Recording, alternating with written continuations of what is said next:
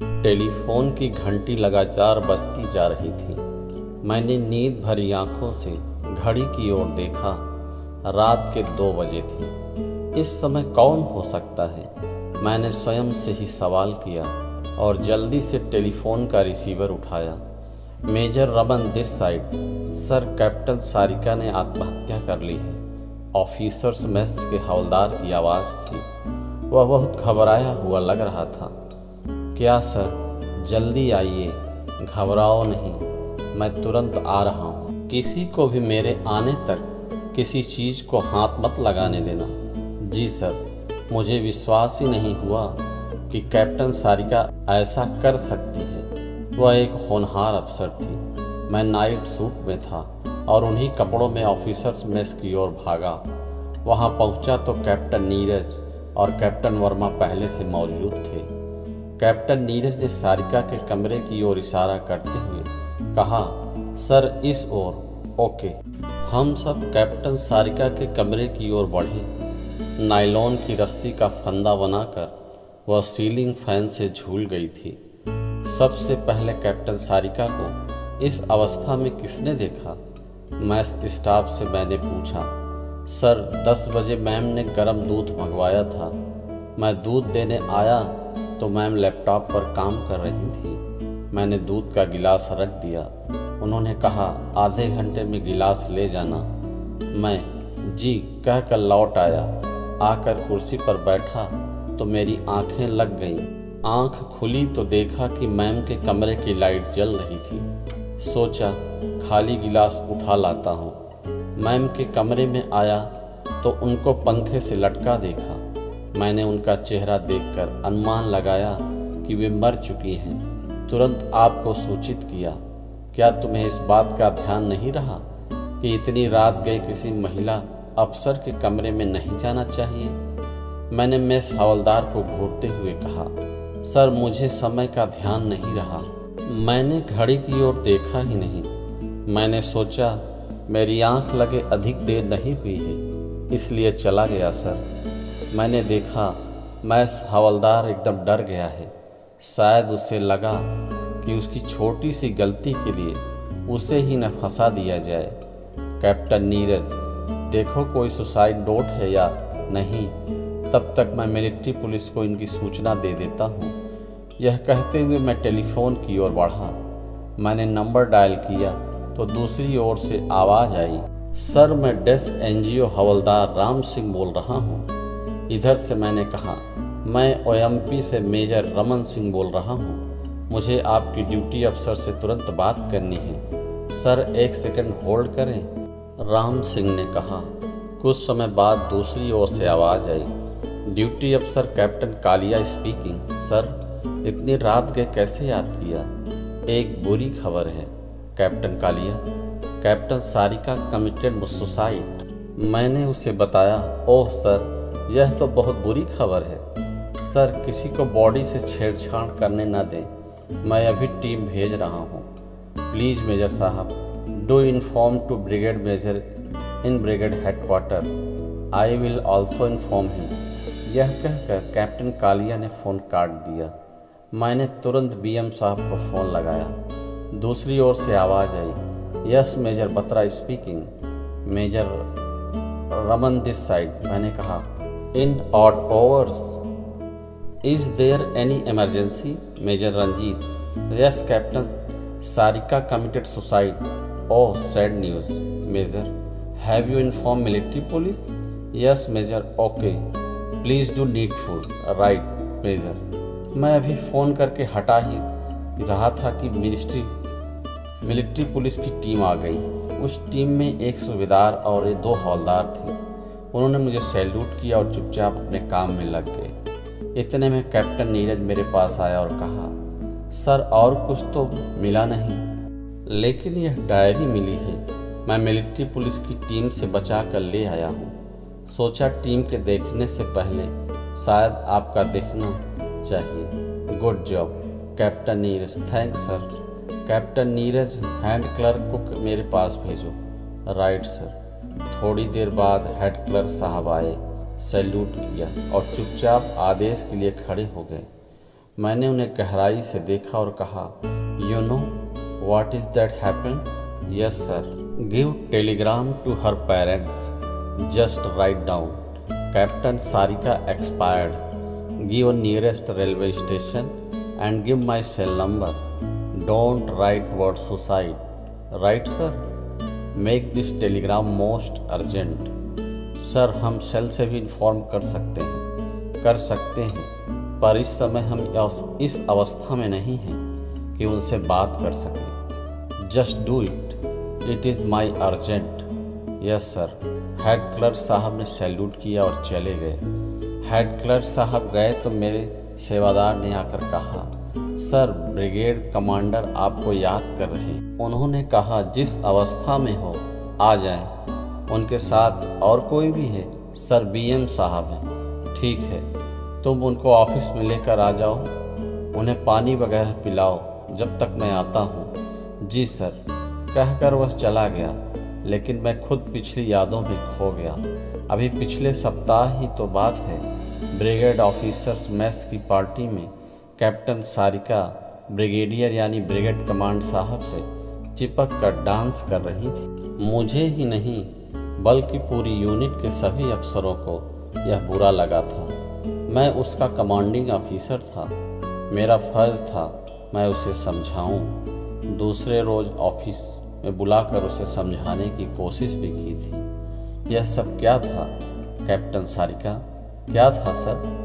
उल्टे उसने मुझसे सवाल किया था। कल रात पार्टी में ब्रिगेडियर साहब के साथ इस तरह डांस करना क्या अच्छी बात थी? मैंने उसे डांटते हुए कहा। कुछ समय के लिए वह झिझकी, फिर बड़े साफ शब्दों में बोली, सर, मैं उनके साथ रिलेशन में हूँ। क्या बकवास है यह? जानती हो तुम क्या कह रही हो? तुम कैप्टन हो, वे ब्रिगेडियर हैं। तुम्हारे और उनके स्टेटस में ज़मीन आसमान का फ़र्क है। वे शादीशुदा हैं, 2 बच्चे और एक सुंदर बीवी है। तुम उनके साथ कैसे रिलेशन रख सकती हो? थोड़ा सा भी दिमाग हो, ज़रा सोचो। सर, उन्होंने कहा है वे मेरे साथ लिविंग रिलेशनशिप में रहेंगे। वे अपने बीवी बच्चों को भी खुश रखेंगे और मुझे भी। माई फुट, वह तुम्हें यूज करेगा और छोड़ देगा। वह मर्द है सारिका, मर्द। उसको कुछ फर्क नहीं पड़ता, वह चाहे 10 के साथ संबंध रखे। तुम लड़की हो, एक कुंवारी लड़की, तुम्हारा ब्राइट कैरियर है। ज़रा सोचो, लोग, तुम्हारे माँ बाप, समाज, सब तुम्हें उसकी रखैल कहेंगे, और रखैल को समाज में अच्छी नज़रों से नहीं देखा जाता। मैंने उसे हर तरह से समझाने की कोशिश की। उसने मेरी किसी बात का जवाब नहीं दिया था, केवल सैल्यूट किया और मेरे ऑफिस से बाहर चली गई। मैंने सोचने लगा कि लिव इन रिलेशन कैसा रिश्ता है जो धीरे धीरे समाज की युवा पीढ़ी में फैलता जा रहा है। बिना इसके परिणाम सोचे मैं दूर दूर तक इस सवाल का जवाब नहीं दे पा रहा था। मैं खुद को असहाय महसूस कर रहा था। इसी स्थिति में मैं ऑफिस पहुंचा। हालांकि मुझसे कहा गया था कि मैं जिस स्थिति में हूं वैसे ही आ जाऊं, लेकिन मैं यूनिफॉर्म में पहुंचा। मुझे नाइट सूट में जाना अच्छा नहीं लगा, वह भी अपने सीनियर अधिकारी के समक्ष। ऑफिस में आते ही ब्रिगेडियर साहब व बीएम साहब को सैल्यूट किया और अपनी कुर्सी पर आकर बैठ गया। सुबह के 8 बज चुके थे। सभी जवान और अधिकारी काम पर आ चुके थे। अर्दली मेरे ऑफिस के बाहर आकर खड़ा हो गया था। Ask orderly to close the door and knock out anybody to come in. Brigadier साहब ने कहा। मैंने अर्दली को बुलाकर वैसा ही करने को कहा। Major Raman, now tell me what is your action plan. BM साहब ने सीधे सवाल किया। सर, मैंने कैप्टन सारिका के पेरेंट को इन्फॉर्म कर दिया है, जिसमें केवल उसकी मौत की बात लिखी है, सुसाइड के बारे में कुछ नहीं कहा है। मिलिट्री पुलिस ने बॉडी उतार कर पोस्टमार्टम के लिए भेज दी है और मामले की जांच कराने के लिए मैंने अपने सहायक को निर्देश दे दिया है कि वह ब्रिगेड हेडक्वार्टर को निवेदन कर दे। ओके, फाइन, बीएम ने कहा। अब आगे सर? बीएम साहब ने अब ब्रिगेड कमांड साहब से कहा। कमांडर साहब बोले, मेजर रमन, यह आपके हाथ में कैप्टन सारिका की डायरी है। जी सर, आपने पढ़ा इसे? नहीं सर, मैं नहीं पढ़ पाया। मैं मानता हूँ जो कुछ हुआ गलत हुआ। कैप्टन सारिका जैसी होनहार अफसर का इस कदर भावना में बहकर अपनी जान गंवा देना, मैंने इसका अंदाज़ा नहीं लगाया था। ब्रिगेड कमांडर साहब के चेहरे से दुख साफ झलक रहा था। लगा जैसे उनकी मौत से कहीं न कहीं वे स्वयं को भी दोषी मानते हैं। रमन, क्या कैप्टन सारिका को ऑन ड्यूटी शो नहीं किया जा सकता है? मैं ब्रिगेड कमांड साहब को कैप्टन सारिका की हत्यारा मानता था। कैप्टन सारिका तो बच्ची थी, लेकिन वे तो बच्चे नहीं थे। वे उसे समझाते तो संभवतः यह नौबत न आती, लेकिन आज वे एक अच्छा काम करने जा रहे थे। मन के भीतर अनेक प्रकार के विरोध होने पर भी कैप्टन सारिका के परिवार वालों के लिए मैं इसका विरोध नहीं कर पाया और कहा, सर ऐसा हो जाए तो बहुत अच्छा होगा। वैसे भी इस आत्महत्या को हत्या साबित करना बहुत कठिन था। मैंने सोचा, ओके मेजर कालिया, मेरे ऑफिस में एक मीटिंग का प्रबंध करो। कमांडेंट मिलिट्री हॉस्पिटल और इंक्वायरी करने वाली कमेटी के चेयरमैन को बुलाओ। मेजर रमन, तुम भी ज़रूर आना please. Right sir. And what time sir? 11 बजे। और कोर्ट ऑफ इंक्वायरी के लिए भी आप लेटर लिखें। उसमें सुसाइड शब्द का इस्तेमाल ना करें। Just use death of captain Sarika. Sir, मेरे इतना कहते ही सब उठ कर चले गए। मैंने असिस्टेंट साहब को बुलाया और कैप्टन सारिका की डेथ के संबंध में ब्रिगेड हेडक्वार्टर को लिखे जाने वाले लेटर के लिए आदेश दिए। मैंने अर्दली को बुलाकर चाय बिस्किट लाने के लिए कहा। वह ले आया तो धीरे धीरे चाय की चुस्कियां लेने लगा। मेरे पास इतना समय नहीं था कि मैं बंगले पर जाकर नाश्ता करता और फिर मीटिंग पर जाता। मैं कैप्टन सारिका की डायरी को भी एकांत में पढ़ना चाहता था, इसलिए उसे ऑफिस को लॉकर में बंद कर दिया। 11 बजने में 10 मिनट बाकी थे जब मैं ब्रिगेड हेडक्वार्टर के मीटिंग हॉल में पहुंचा। सभी अधिकारी जिन्हें बुलाया गया था आ चुके थे। केवल बीएम साहब और कमांडर साहब का इंतजार था। मैंने सभी अधिकारियों को सैल्यूट किया और अपने लिए निश्चित कुर्सी पर जाकर बैठ गया। ठीक 11 बजे बीएम साहब और ब्रिगेड कमांड साहब आए। सभी ने उठकर उनका अभिवादन किया। सभी के बैठ जाने के बाद कमांडर साहब ने कहना शुरू किया, जेंटलमैन, आप सब जानते हैं हम यहाँ क्यों इकट्ठा हुए हैं। मैं आपका अधिक समय न लेते हुए सीधी बात पर आ जाता हूँ। कैप्टन सारिका अब हमारे बीच नहीं रही। She has committed suicide. कुछ समय रुककर कमांडर साहब ने अपनी बात की प्रतिक्रिया जानने के लिए सभी के चेहरे को गौर से देखा। मैं मानता हूँ आत्महत्या को भारतीय सेना में अपराध माना गया है और ऐसा अपराध करने वाले के परिवार वालों को सेना और सरकार किसी प्रकार की सुविधा नहीं देती। वे सड़क पर आ जाते हैं जिन्होंने कोई अपराध नहीं किया होता है।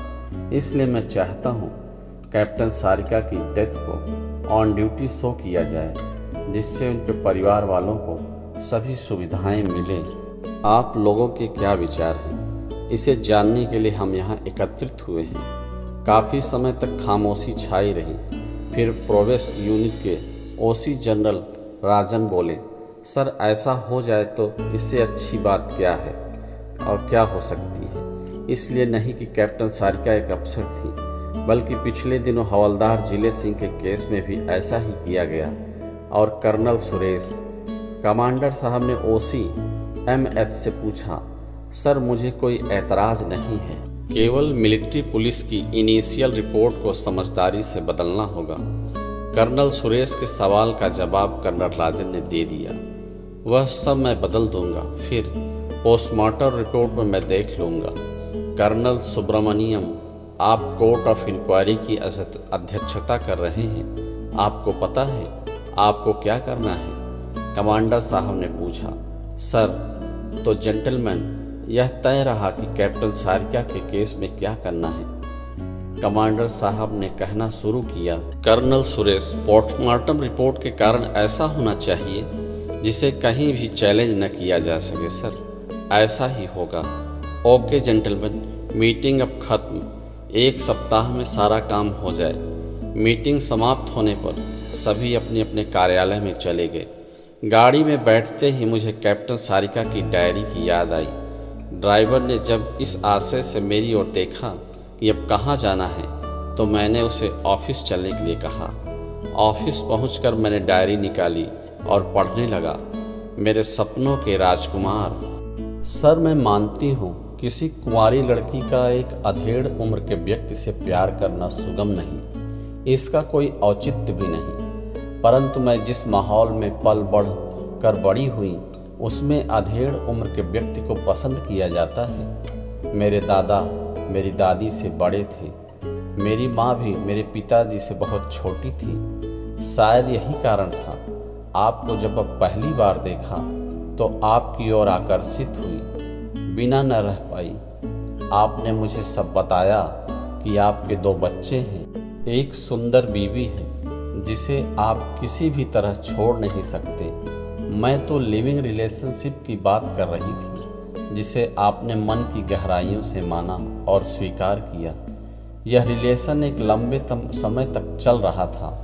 सोचा था किसी को कानों कान खबर नहीं होगी, लेकिन उस रोज़ आपकी बीवी आई और हमें रंगे हाथों पकड़ लिया।